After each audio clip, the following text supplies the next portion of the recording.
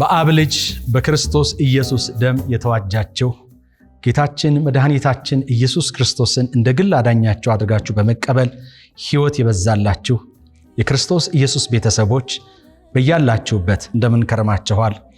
ወንድማችሁ ሸዋፈራሁ ደሳለኝ ነኝ።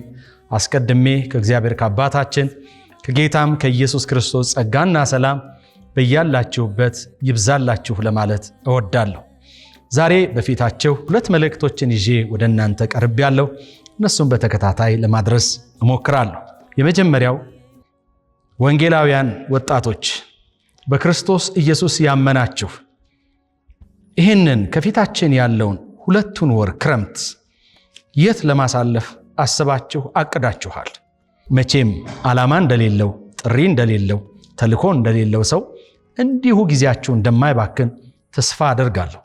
ምክንያቱም በየአብያተ ክርስቲያናቱ የጾምና የጸሎት ፕሮግራሞች፣ የክረምት ኮርሶች፣ ትምህርቶች እንደሚኖሩ እገምታለሁ።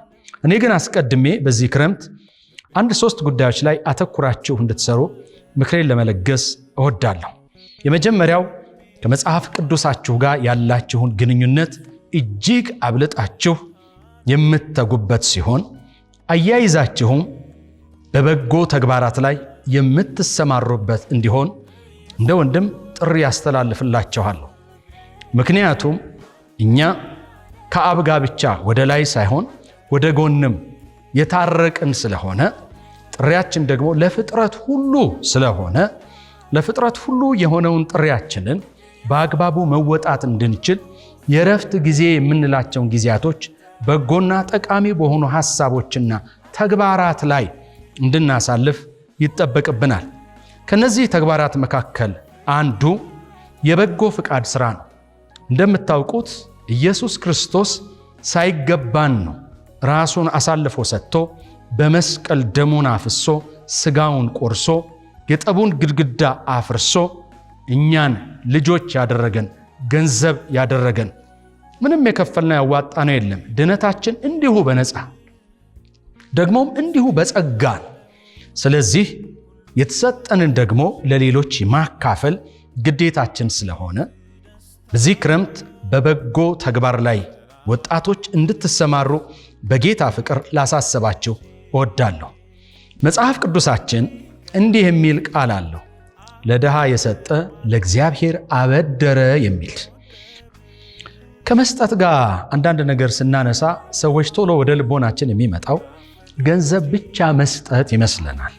እውነት ነው፣ ያለን ሰዎች ሁለት ካለን አንዱን ማካፈል ግዴታችን ስለሆነ እናካፍላለን። ከዚያ ውጭ ግን የምናካፍለው ገንዘብ ብቻ አይደለም። ጊዜ ይሰጣል፣ ችሎታ፣ ክህሎት፣ ዕውቀት ይሰጣል፣ ፍቅር ይሰጣል።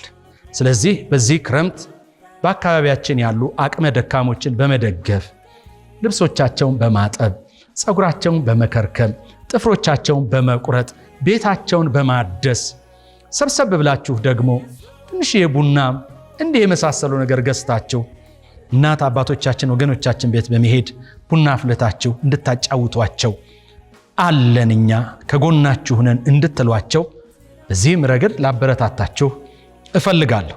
ምክንያቱም ለሀገር ብዙ የሰሩ ብዙ ውለታ ያደረጉ ዛሬ ዕድሜ ተጭኗቸው በቤት ያሉ ደግሞ በችግር ውስጥ ያሉ ወገኖቻችን አሉ። ባለን አቅም ልንደርስላቸው፣ አብረናቸው ልንቆም፣ ፍቅር ልንሰጣቸው ይገባል። ሌላው የመጽሐፍ ቅዱስ ክፍላችን እንዲህ ይላል፣ ፍጥረት ሁሉ የእግዚአብሔርን ልጆች መገለጥ ይጠባበቃል ይላል።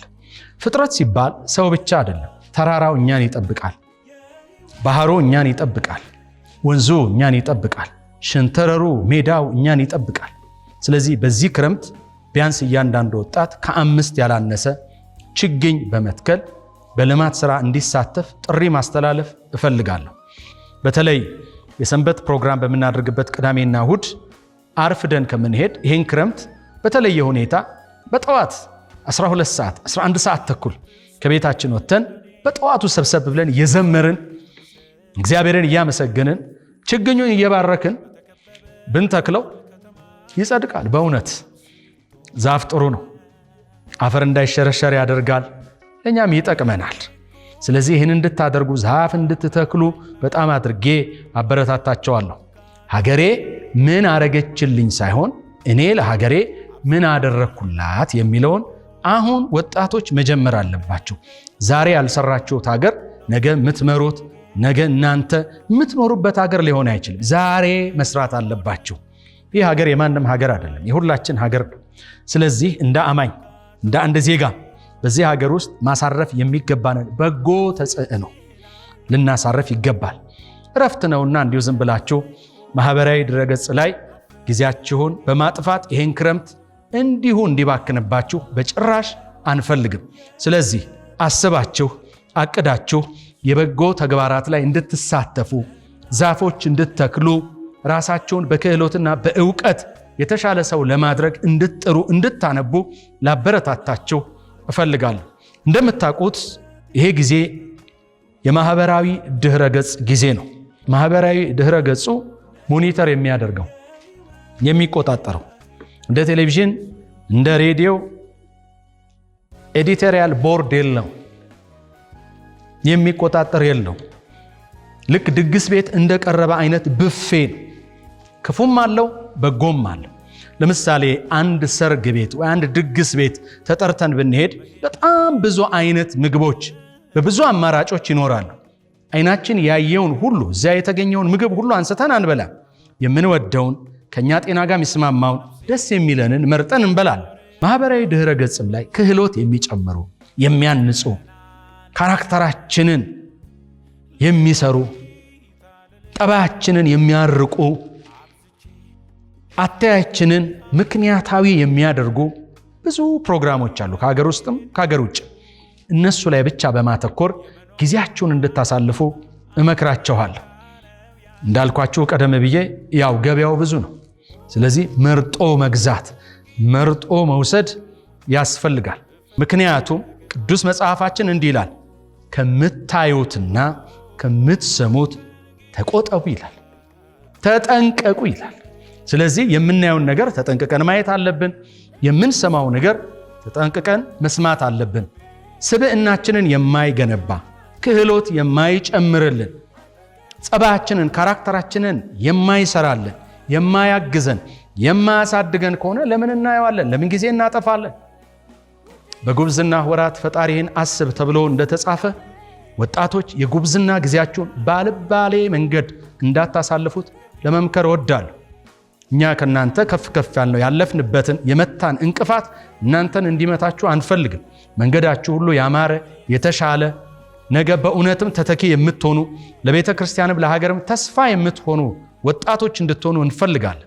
ስለዚህ ይሄን ክረምት አጥብቃችሁ በመጸለይ አጥብቃችሁ በማንበብ አጥብቃችሁ ራሳችሁን ለማሳደግ ጥረት በማድረግ እንድታሳልፉ አሁንም በጌታ በኢየሱስ ስም እጠይቃችኋለሁ። አስቀድሜ እንደተናገርኩት ግን ይሄ ክረምት የማይባክን ክረምት፣ የምንሰራበት የምንታነጽበት፣ ለወንጌል በደንብ የምንተጋበት ክረምት እንዲሆን ላሳስባችሁ እወዳለሁ።